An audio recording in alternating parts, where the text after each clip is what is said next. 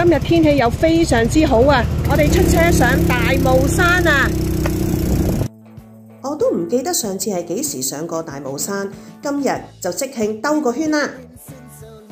大霧山係香港最高嘅山峰，海拔有957米，位於新界嘅中部，屬於大霧山郊野公園嘅範圍，有多條行山路徑㗎。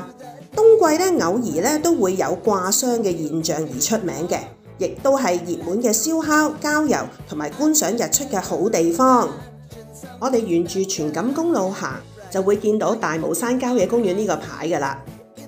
跟住就沿住呢條路直上。我問沙公呢，我哋兩個加埋成300幾磅，坐住個電單車夠唔夠力上㗎？佢話 OK 喎。唔使1分鐘呢，我哋就會到咗第一個嘅停車場。喺呢一個方向行出去呢，就有一個亭叫荃樂亭，同埋有一個觀景台，遠望荃灣方向嘅景色嘅。呢度叫做扶輪公園觀景台啊！喺呢個位置影返幅相打下卡先。呢度停車場嘅另外一邊有個小食亭嘅，呢一個方向小食亭。跟住咧，呢一度咧亦都有好多人燒嘢食嘅。跟住我哋上車咧，再上高啲。呢條車路咧都幾危險㗎，單線雙程，所以要慢慢行啊。沿住呢條路上去咧，就會見到2個波波球㗎啦。